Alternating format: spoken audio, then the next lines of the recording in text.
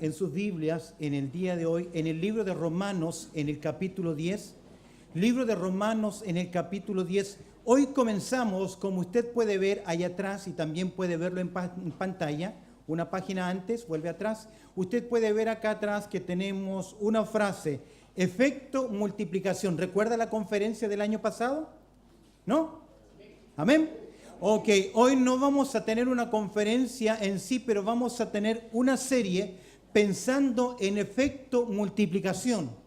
Quienes no pudieron, no lo hicieron, no lograron, hoy te quiero presentar nuevamente el desafío y que consideres delante de Dios que no hay mayor enriquecimiento en la vida espiritual que ser responsable espiritualmente de alguien.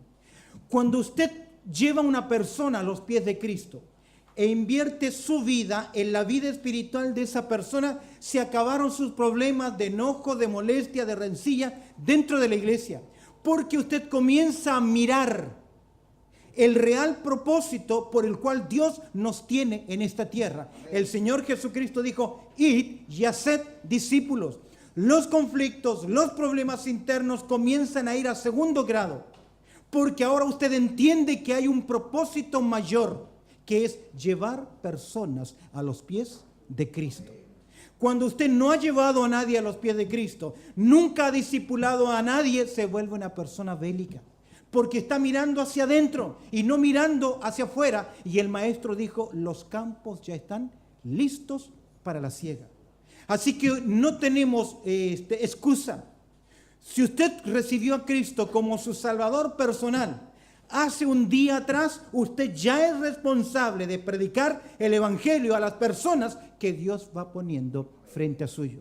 Es por eso que hoy vamos a mirar, pensando en esta serie, efecto multiplicación. ¿Cómo es este efecto? Si queremos que una obra crezca, si queremos que una iglesia crezca, no es solamente cuestión de orar, no es solamente cuestión de estudiar la palabra, no es solamente de venir usted semana a semana, que es importante, pero una iglesia no crece si no damos testimonio acerca de Cristo.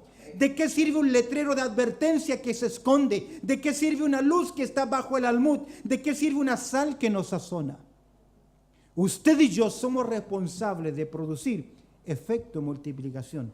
Y es mi oración durante las próximas semanas que usted y yo tomemos el serio compromiso de lo que queda de este año, que el Señor a usted y a mí nos regale una persona, solo una persona que el Señor le dé, que le regale, que tenga al Señor, que Dios le dé esa persona, que usted pueda hablarle de Cristo y traerlo a la iglesia y dejarlo sentado junto a usted en la congregación. Si tan solamente nosotros pensásemos en esa visión, no es mucho, no es algo tan sobrenatural, pero uno solo, que usted diariamente comience a pedírselo al Señor. Creo que se produciría uno de los avivamientos más grandes que en Australia se pueda vivir.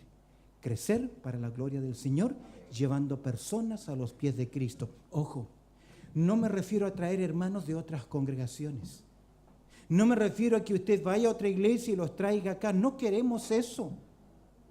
Pablo por eso decía que él no sembraba donde ya había sido sembrado. Él iba ¿a qué? Al igual que el Señor, a buscar ¿a quién? A los perdidos. Efecto multiplicación. Tener discípulos, ¿qué hace? No los escucho. Tener discípulos, ¿qué hace? Potencia tu vida cristiana. Amén. Con eso en mente, mire conmigo en Romanos capítulo 10, verso 1. Hoy quiero comenzar con ustedes hablando acerca de el corazón de un hombre de Dios. Me voy a detener por algunas semanas en Romanos capítulo 10. Entiendo que Romanos capítulo 10, capítulo 9, 10 y 11, Pablo hace un paréntesis en su argumento que viene hablando de la justificación por medio de la fe, y habla acerca de la nación de Israel, de la condición de la nación de Israel, pero encuentro en Romanos capítulo 10 no solamente un mensaje hacia la nación de Israel o un llamado hacia los perdidos de Israel, sino un llamado a toda la humanidad. Y quiero que observes conmigo el corazón de un hombre de Dios. ¿Qué dice Romanos allá en el capítulo 10, verso 1? Hermanos, dice, ciertamente en anhelo de mi corazón, y mi oración a Dios es por Israel, es para salvación. Léelo conmigo. Hermanos, ciertamente el anhelo de mi corazón y mi oración a Dios por Israel es para salvación. ¿Puedes recordar las palabras de nuestro Señor Jesucristo frente a la multitud cuando Él las vio como ovejas que no tienen pastor? Una gran multitud, mira conmigo en Mateo capítulo 9, verso 37. Después de hacer esa declaración, Jesucristo dijo lo siguiente. Entonces dijo a sus discípulos, a la verdad, ¿qué cosa? La mies es mucha. En otras palabras, en el contexto, Él viene sanando. Lo leíamos con nuestro hermano esta lectura. Hay un hombre que pide por su hija, está a punto de morir. Hay una mujer con flujo de sangre que viene y toca el manto del Señor. Hay dos ciegos que le dicen, Señor, ten misericordia de mí. Vemos a Jesús predicando, enseñando y también sanando. Luego observa el Señor en verso 36 a la nación de Israel que están esparcidos. Son un pueblo, pero necesitan la guía espiritual. Luego el Señor les dice, entonces verso 37 dijo a sus discípulos, a la verdad que la mies es mucha. La mies significa el campo de acción. Muchas veces el Señor tomó figuradamente acontecimientos. Un día le dice el Señor, los campos están listos, y los discípulos le dicen, pero Señor, aún faltan ¿qué? 4 meses. Lo que no estaban viendo y lo que muchas veces usted y yo no vemos es la necesidad espiritual que hay en la humanidad. No solamente en usted, sino en su familia, en su círculo, en sus amigos con quien usted trabaja. Dice el Señor, a la verdad, la mies es mucha. Por cada segundo que pasa, 3 personas pasan a la eternidad. Por cada minuto, 180 personas pasan a la eternidad. Después de este sermón, cuando terminemos hoy en oración, 11,000 personas habrán muerto. En un día aproximadamente mueren 250,000 personas. Tú puedes ser la próxima. Pero déjame decirte algo. 250,000 personas mueren yendo hacia la eternidad. ¿Cómo creerán? Sin haber quien les predique. Tenemos una congregación, tenemos creyentes que disfrutan de la gracia del Señor, disfrutan de la bendición del Señor, incapaces ni siquiera de invitar a una persona que venga a la iglesia. Entonces dijo a sus discípulos, a la verdad que la mies es mucha, más los obreros que son pocos. Hay demasiado trabajo. No sé, ¿con qué actitud cantó usted el primer himno que cantamos esta mañana? Trabajar y orar. ¿Qué? En la viña del Señor. Pero mientras lo cantamos, estamos mirando al otro que trabaje en la viña del Señor. Porque ¿qué fruto lleva usted? No me diga que venir a la iglesia es trabajar para el Señor. No me diga que cantar aquí junto a nosotros es trabajar para el Señor. Eso no lo es. Eso no lo es. No se equivoque. Un día cuando se enfrente con Cristo, el Señor le va a preguntar, ¿qué hiciste con lo que yo te di? ¿Qué le va a decir? Señor, es que yo sé que tú eres tan poderoso que lo que me diste lo guardé para mí y lo guardé bien guardado. De gracia recibiste, de gracia debemos dar. Mira el verso 38. ¿Qué dice ahora? Rogad pues al Señor de la mies. El pensamiento es claro, la importancia es vital. Yo a veces me pregunto, ¿cuántas veces oramos por un país determinado por salvación? Tenemos en nuestra congregación más de 12 países representados. ¿Cuánta población cristiana hay en Colombia? En El Salvador, en Honduras, Bolivia, Brasil, Paraguay, Chile, independientemente. ¿Cuántas personas hay? ¿Cuántos obreros que conocemos? El Señor que dice que oren para que Dios envíe ¿qué? Obreros. Que envíe obreros ¿a dónde? A su mies. Yo no tenía en planes venirme a Australia. Me gustaba la idea, tuve el ofrecimiento cuando era muy joven, pero ya el tiempo se me había ido, no en juventud, sino ya me había encaminado estudiando, me había ido a Argentina a prepararme, era el segundo seminario que pisaba para prepararme, con la visión de volver a Chile. A su caso, me quería ir a España a ser misionero. Y durante algunos años en Argentina, los alumnos teníamos, el estudiado tenía una sección, un día, miércoles si no me equivoco, que se llamaba UME, que era Unión Misionera Estudiantil, donde todos los estudiantes se agrupaban por países y oraban por la necesidad de ese país. Nunca nos hemos puesto de pie un día para orar por Australia, por su salvación, por El Salvador, por Chile, el país que sea. Creo que una iglesia que tiene visión misionera ora específicamente ¿por quién? Por países donde se predica el Evangelio. Y yo me recuerdo que estuve orando en UME por Australia, para que el Dios trajese a personas para que llevasen el Evangelio, sin darme cuenta que en el tiempo que 10 años después de esa oración, el Señor me trajo acá, a Australia. Por eso que luego que oraron estos hombres, el Señor que los eligió a ellos. Al mirar el texto de estudio de hoy, volviendo a Romanos capítulo 10, solamente el primer versículo que decía lo siguiente, mira, abre tu Biblia, Romanos capítulo 10, dice Pablo: hermanos, ciertamente el anhelo de mi corazón y mi oración a Dios es por Israel, es para salvación. Quiero que observes cuál es el corazón de un obrero de Dios. Mira conmigo 3 características del corazón de un obrero. Solamente un versículo, pero quiero hacer 3 observaciones. Quiero que miremos juntos 3 características del corazón de un hombre que decidió ser un obrero de Dios. Primero, lo primero que observo, la primera característica que observo al mirar el verso 1 del capítulo 10 es que Pablo dice lo siguiente: hermanos, ciertamente que el anhelo de mi corazón. En primer lugar encuentro en que Pablo tiene una pasión interna.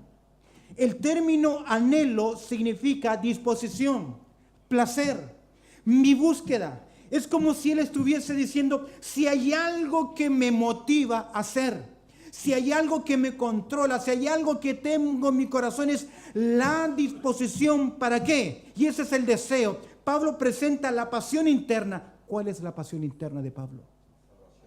La salvación de su pueblo Israel. La salvación de los hombres. Es como en otras palabras, él está diciendo, no voy a encontrar ninguna otra cosa que traiga más satisfacción que ver a mis compañeros judíos aceptar a Cristo.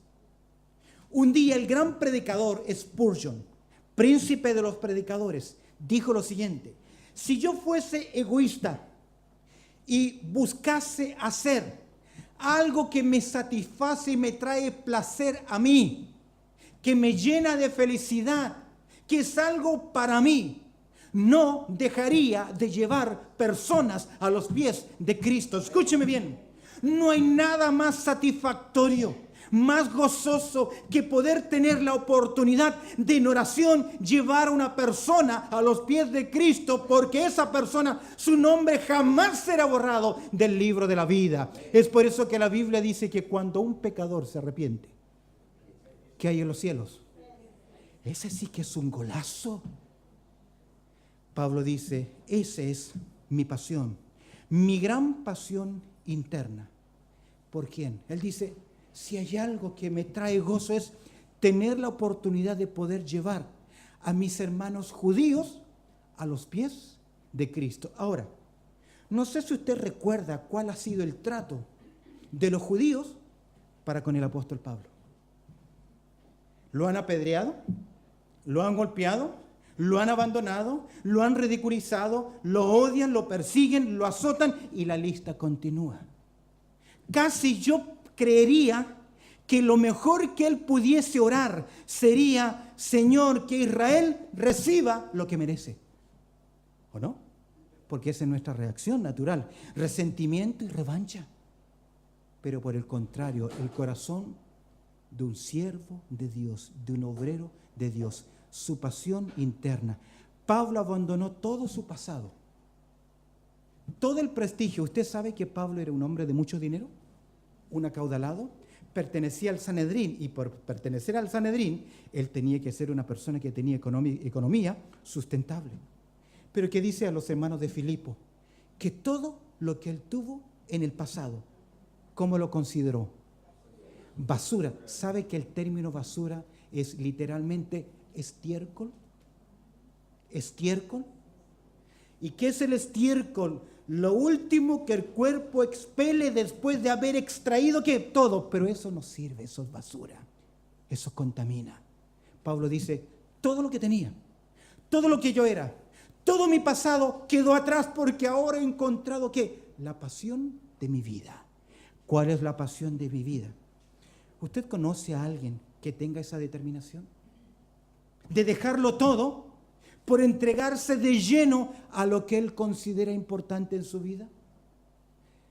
El gran misionero evangelista David Wilkerson, él se metió en los barrios más bravos en los Estados Unidos, en los sectores de pandilla, y escuchó hablar de un pandillero llamado Nicky Cruz, temido pandillero. Y un día se encontró cara a cara con Nicky Cruz y le predicó el evangelio, y Nicky Cruz lo amenazó. Y se volvió a encontrar con él, hasta que en un momento Nicky Cruz lo tomó y le dijo, si no te callas, predicador, de hablarme, te voy a cortar en 1000 pedazos. Y David Wilkerson le dijo lo siguiente, aunque me cortes en 1000 pedazos, cada uno de ellos te seguirá diciendo, Jesucristo te ama. Pasión interna. Usted como madre lo tiene, porque usted prefiere intercambiar su vida por salvar ¿a quién? A su hijo. Hay personas que tienen esa pasión interna. ¿La conoce usted? Quiero que observes, por favor, en Romanos, capítulo 9, para que veamos la pasión de Pablo. Mira lo que dice el verso 1. Romanos capítulo 9, retrocede un capítulo ahí en tu Biblia. Está también para nosotros en pantalla. Mira lo que dice Pablo. Verso 1. Verdad digo en Cristo. ¿Qué? No miento. Y agrega, y mi conciencia me da testimonio en el Espíritu Santo. Lo que él está diciendo es que lo que yo les voy a decir sale de mi corazón y es completa sinceridad, es completa honestidad. Te lo digo ante la presencia de Dios. Que tengo, verso 2, gran tristeza y continuo dolor, ¿en dónde? Es decir, que él tiene una carga interna, un peso interno, porque Pablo tiene una pasión que lo mueve a hacer lo que hace. Dice Pablo, verdad digo en Cristo, no miento, y mi conciencia me da testimonio en el Espíritu Santo que tengo gran tristeza y continuo dolor. ¿En dónde? En mi corazón, porque deseara yo mismo ser ¿qué? Anatema, agrega, separado de Cristo por amor a mis hermanos, los que son mis parientes según la carne, que son israelitas. ¿Sabe qué está diciendo Pablo? Él dice, voy a decirles algo de mi corazón, que si yo pudiese intercambiar mi seguridad de salvación, que yo me condene, pero que mis hermanos del pueblo de Israel, los judíos que rechazaran al Mesías, aceptaran a Cristo, yo estaría dispuesto a morir y perder mi salvación para que ellos la alcancen. ¿Qué te hace pensar eso? A Jackson Taylor le dijeron sus colegas, tú estás loco. ¿Cómo te vas a vestir de kimono, ponerte un sombrero y una larga cola, dejarte en el pelo y aprender un idioma que nadie entiende? Y vas a cruzar el mundo entero para llevar un mensaje a la China. Tú estás ¿qué? Loco. Loco debieran llamarnos por tener pasión por Cristo. Mira lo que dice el apóstol Pablo. Él dice, yo tengo una gran pasión en mi interior. Y si fuese posible ceder lo que yo tengo para que otros sean salvos. Ahora yo te pregunto, efecto multiplicación, tener discípulos. ¿Qué es lo que tú has hecho por los perdidos? ¿Qué has hecho? Nos enojamos, reaccionamos por tonteras. Nos molestamos por cosas. Y perdemos la oportunidad ¿de qué?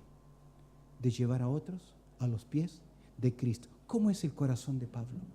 ¿Cómo es el corazón de un obrero? En primer lugar, él tiene una pasión interna. Ha dedicado su vida a algo. Pregunta, los próximos años de vida que Dios le dé, ¿a qué va a dedicar su vida? ¿En qué lo vas a invertir? Seguir pasándola bien no está mal. Seguir disfrutando de las cosas buenas no está mal.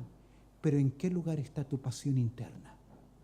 Si Dios te amó tanto que si tú hubieses sido el único inconverso en esta tierra, Dios igual hubiese enviado a su Hijo.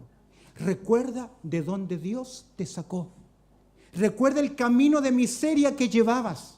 Recuerda lo perdido que estabas y el rumbo que llevaba tu vida. Y Él ha cambiado el destino eterno, porque si hoy mueres, vas a la presencia de Dios. ¿Amén? ¿Lo cree?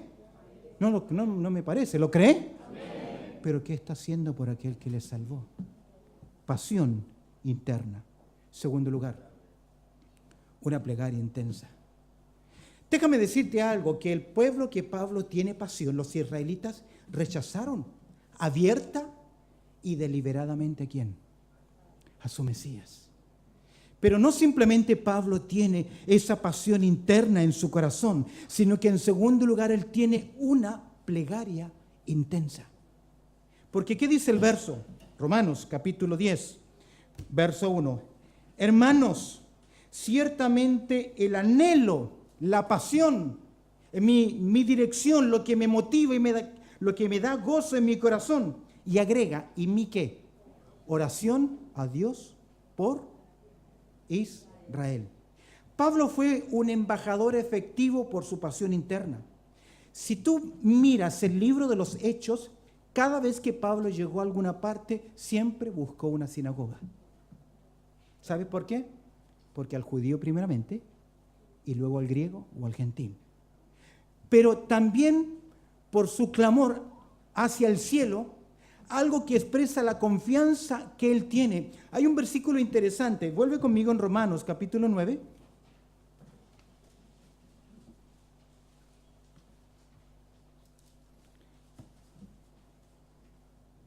Mira lo que dice el verso 31, ¿lo tienes?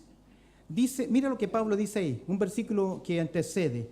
Mas Israel, que iba tras una ley de ¿qué? De justicia.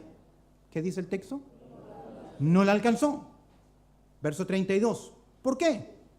Porque iban tras ella no por fe, sino como por obras de la ley.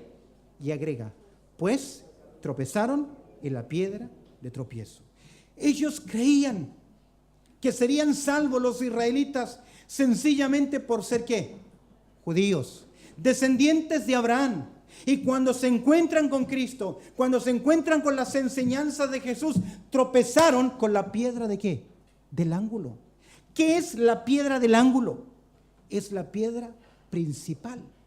Es la piedra que da nivel, profundidad y la perspectiva correcta para la construcción de ese edificio. Sin esa piedra no hay construcción. Y ellos creyeron que se podían justificar delante de Dios siguiendo las obras de la ley. Y abiertamente ellos rechazaron al Mesías. Ahora quiero que entiendas una cosa. Estamos hablando de gente dura, de gente que ha decidido no creer, de un pueblo que rechazó a su Mesías. A lo suyo vino y los suyos no le recibieron. Pero Pablo ahora no simplemente tiene una pasión interna, sino que él tiene una plegaria que intensa. Él está orando porque él sabe que solo Dios puede cambiar el corazón de los hombres. Él sabe que a pesar de que le rechazaron, Dios puede cambiar el corazón de una vida, de un hombre, de una mujer. La hermana Edith, hay algunos de ustedes que la conocen de años atrás. siempre pidiendo por su hija, siempre pidiendo por la salvación de su hija. Y ella nos decía el día viernes, quiero dar gracias a Dios, porque cuando yo ya creía que se había perdido esperanza, ¿qué ocurre? Lourdes en Semana Santa, en el culto que tuvimos en la ciudad, levantó su mano diciendo que yo recibo ¿a quién? A Cristo. ¿Por qué ora Pablo? ¿Por qué Pablo tiene una oración intensa? Porque Dios en primer lugar es soberano. Amén. Significa que Dios siempre hará ¿qué? Lo que Él quiere. Escuche, el único tipo de Dios que puede responder una oración, ¿quién es? El Dios soberano. El Dios soberano es el único que puede restaurar una vida, restaurar un hogar, levantar un enfermo, resucitar a un muerto. Solo Dios lo puede hacer. Solo Él es soberano. Y Pablo dice, no simplemente tengo una pasión interna, sino que tengo también ¿qué? Una plegaria intensa. ¿A quién ora? ¿A quién ora? Cuando usted ora, confía. Cuando usted dice, oren por mí, ¿y usted qué? Yo no entiendo de que usted nos dé un pedido de oración y no venga con nosotros, ¿qué? A orar.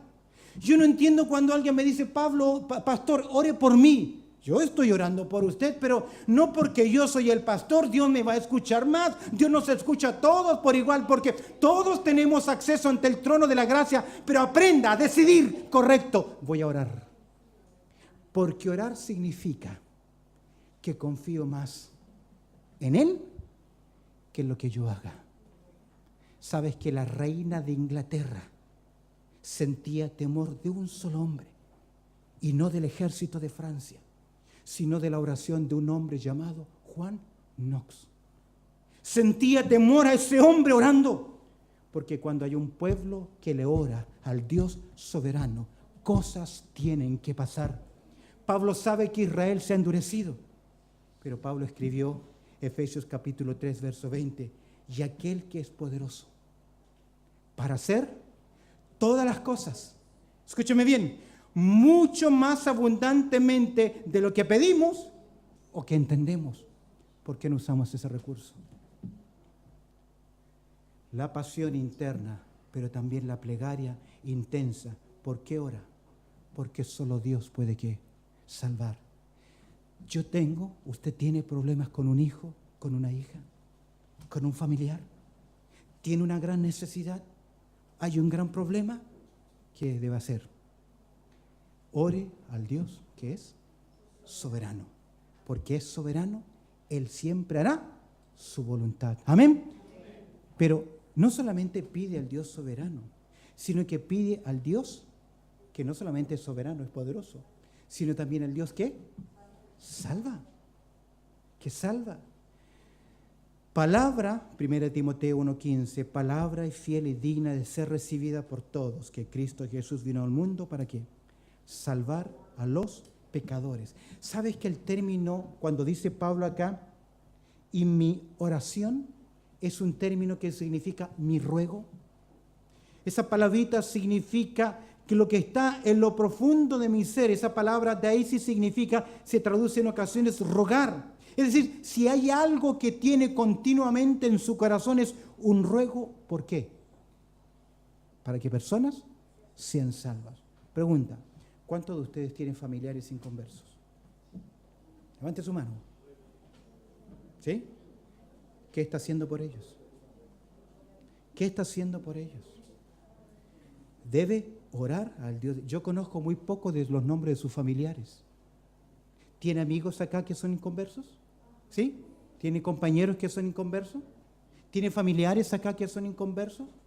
¿Les ha hablado del Señor? ¿Está orando por ellos? Mira lo que dice Pablo. Quiero que observes en 1 Timoteo capítulo 2.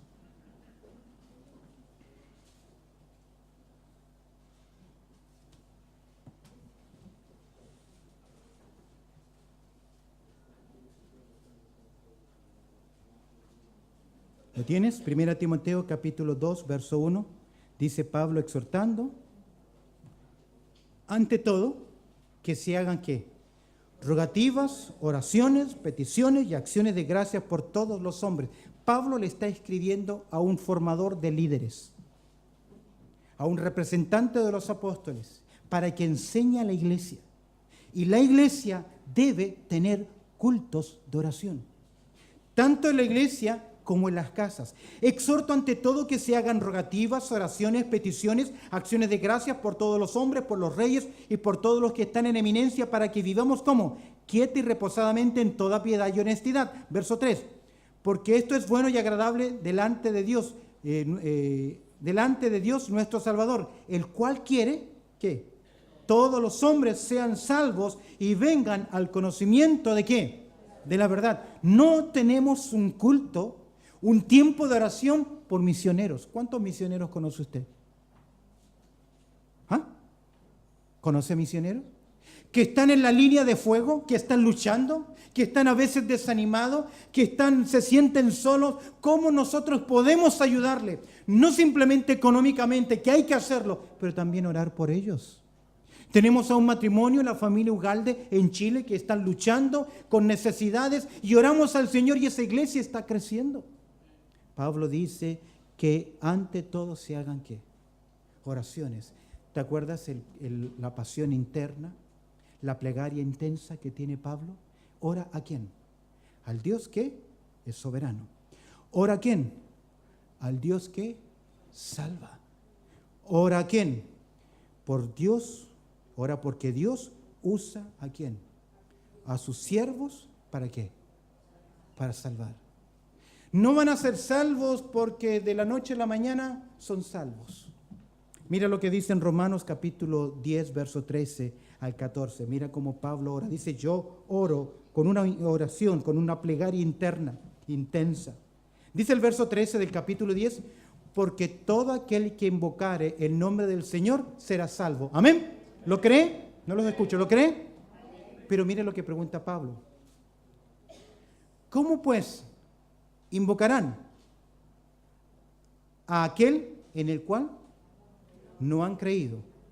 ¿Y cómo creerán en aquel de quien no han oído?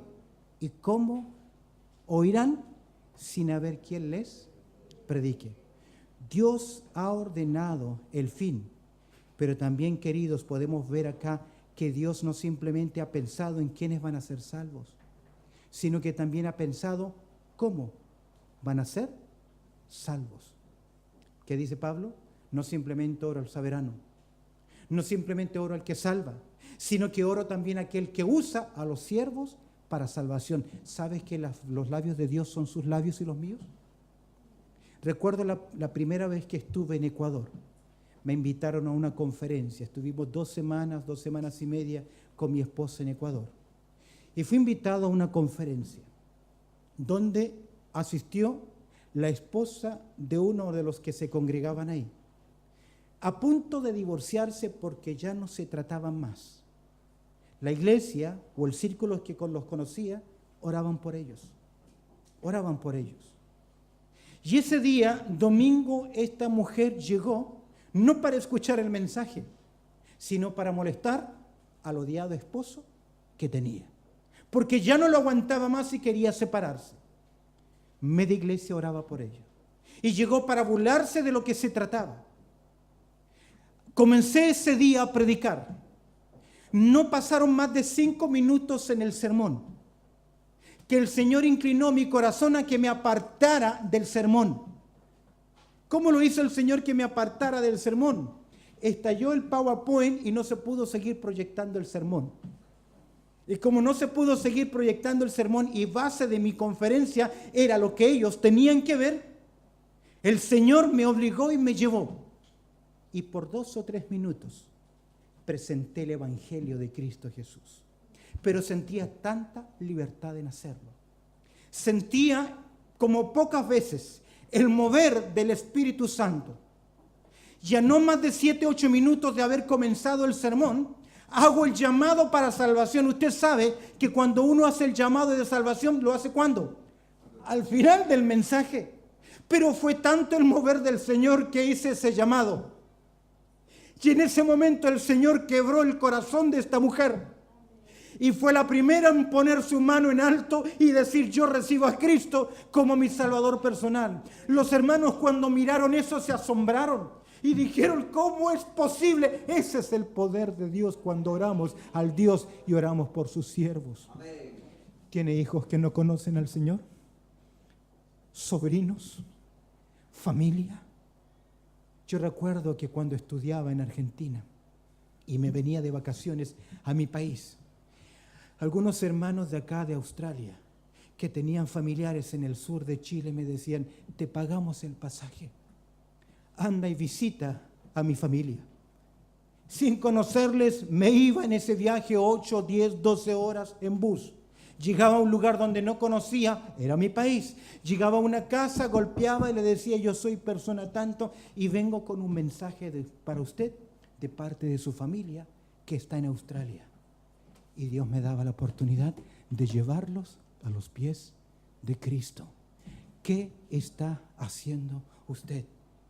Sin ir tan lejos. Hoy está acá con nosotros Sebastián. Llegó a vivir a la casa del hermano José. Pero Sebastián, en su búsqueda de vida, entraba a iglesias. Iba a iglesias y para él no había ninguna diferencia.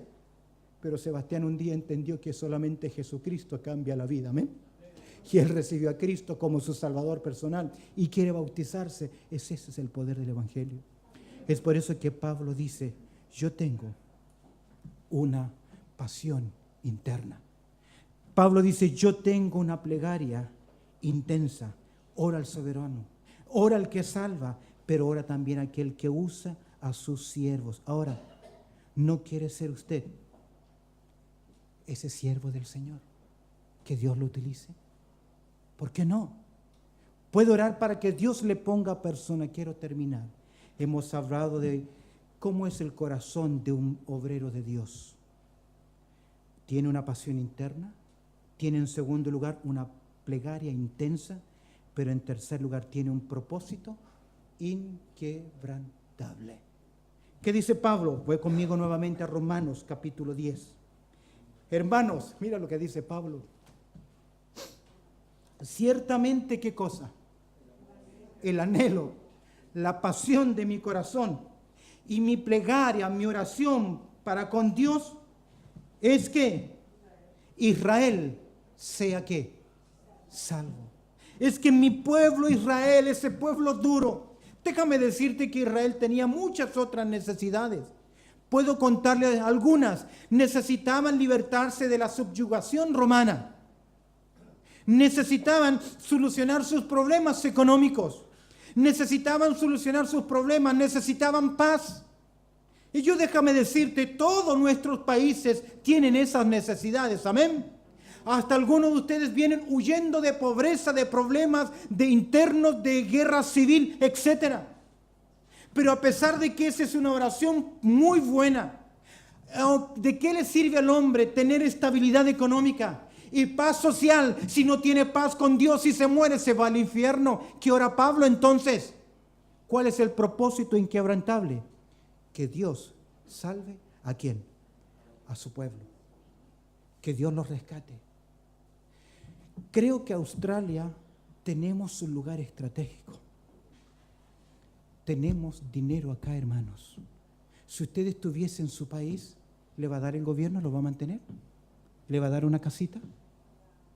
No. Nos ha dado la capacidad económica de apoyar, de enviar. ¿Cuándo será el día que de esta iglesia salga un misionero? O tal vez un joven que lleve el Evangelio de Cristo. ¿Cuándo será el momento en que usted adopte a un misionero y le diga: junto a mis hijos y mi familia, lo vamos a apoyar porque podemos hacerlo? Podemos hacerlo para que lleve el mensaje de la palabra de Dios. Ya que usted y yo estamos cómodos sentados, y usted hoy está cómodo sentado escuchando un mensaje. Pero más de 11,000 personas diariamente se mueren. Mira conmigo, tengo algo para ti escrito ahí.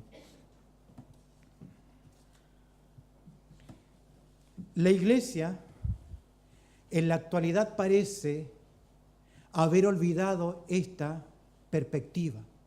Nuestra misión es redentiva. Nuestro propósito no está afuera, aferrado a la tierra. ¿Qué más dice? Lo más importante que podemos hacer es rescatar a las personas del Dios de este mundo, declarar y predicar el Evangelio ¿a quién? A toda criatura. Este propósito debe definir nuestra relación con el mundo, con lo que nos rodea. Viva para hablar a otros de Cristo. Ore por quienes van a ser los esposos, las esposas de sus hijos. Porque si se casan con un inconverso, la eternidad los separa. Ahora usted ha recibido la gracia de Dios. ¿Amén? ¿Es salvo? ¿Dios le ha perdonado? ¿Dios le ha dado la vida eterna? ¿Usted tiene su entrada al cielo? ¿Amén? ¿Qué hace por los que están perdidos? ¿Qué tal si todos los que hoy estamos acá le dijéramos, Señor, este 2016, te ruego, te imploro, con una pasión interna, con una plegaria intensa y también orándole al Señor por ese propósito inquebrantable, que durante este año el Señor no le dé a 10 o 20, solo le dé ¿qué? A uno. Y que ese uno persevere al lado de usted. Yo creo que su vida va a crecer increíblemente. Vivirá un cristianismo que nunca antes en toda su vida ha vivido. Permíteme terminar con unas consideraciones prácticas. ¿Cómo hacerlo? ¿Qué hacer? Debemos estar dispuestos a apropiarse del llamado de ser ¿qué? Testigos de Cristo. Aprópiese de ese llamado. Dios lo llamó a usted. Estar dispuestos a distribuir la verdad. Cargue siempre folletos. ¿Usted lleva folletos? ¿Los tiene en su billetera, en sus bolsillos? Cargue folletos de la iglesia. Aquí tenemos montones, libros. Lo que quiera le podemos dar. Cargue folletos. Abra la puerta de su hogar para conocer a una nueva persona. ¿Escuchó a alguien? Tráigalo. Cada vez que se encuentre con alguien, mire, cada vez que usted se encuentre con alguien, pregúntese, ¿será qué? ¿Salvo? Pregúntese, esa persona que está sentado conmigo, ¿conoce al Señor? Si hoy se muere, si hoy es el fin, ¿será salvo? Porque hay personas que Dios se las pone una sola vez y luego mueren. Y no hay más. Pídale a Dios que le dé la oportunidad, no el próximo año, sino que le dé la oportunidad, ¿cuándo? Esta semana, para hablarle a alguien de Cristo. No se meta con gente que se congregó y es polémica. No discuta con gente que quiere solo discutir. Pídale a Dios que le dé una persona que nunca antes ha recibido a Cristo, que esté blandito para que el pez salte solito a la barca. Piense en un amigo conocido que sabe que no es salvo. Póngalo en oración. Invítelo a una actividad evangelística. ¿O qué? O visítele con un solo fin, testificarle. Ponga en su agenda el 21 de mayo, tercer sábado del próximo mes, vamos a tener un asadito acá en la iglesia. Ese asadito es para que usted invite a un inconverso, una actividad social.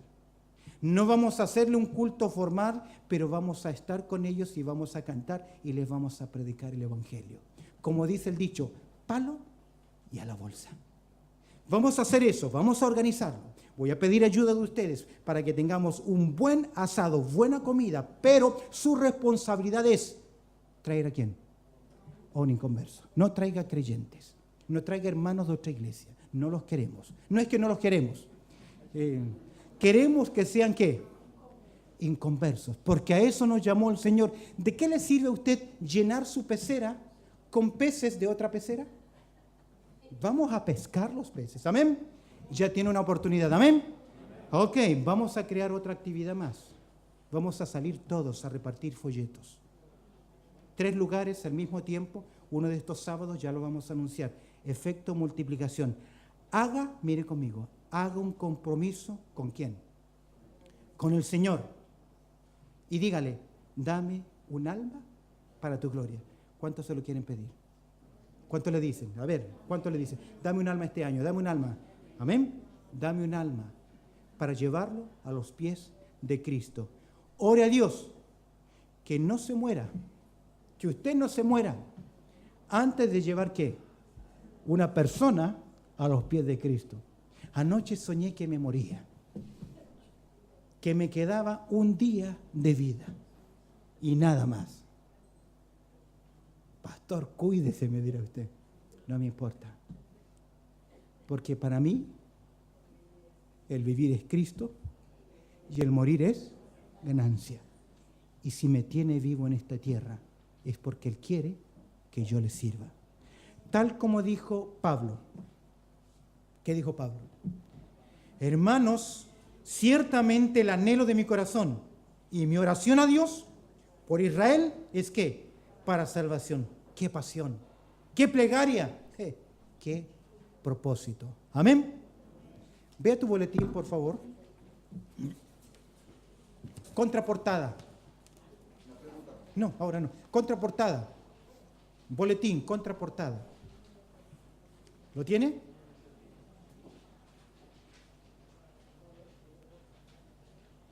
¿Está en su boletín? Tú fuiste mi vecino por muchos años. Compartimos nuestros sueños, nuestras alegrías y lágrimas. Eras realmente un amigo para mí, un amigo que me ayudaba en necesidad. Mi fe en ti era fuerte y segura. Teníamos una confianza que habría de permanecer. Ninguna palabra produjo roces entre nosotros. Nuestros amigos eran los mismos, así también nuestros enemigos.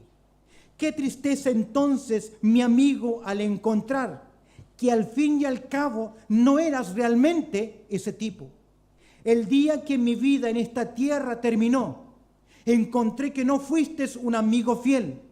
En todos esos años que pasamos juntos en la tierra, jamás me hablaste del nuevo nacimiento, jamás me hablaste de mi alma perdida y de Cristo que podía haberme salvado. Hoy estoy perdido eternamente y te digo a ti mi sincero ruego, no puedo hacer nada, ni una sola cosa por mí. Ninguna palabra hoy puede librarme de mi esclavitud. Pero no te equivoques, amigo, otra vez. Haz todo lo que puedas para la salvación de las almas. Ruega con ellos con sinceridad, con sincera sinceridad. No sea que ellos también sean echados al infierno conmigo. Autor anónimo. Sin palabras.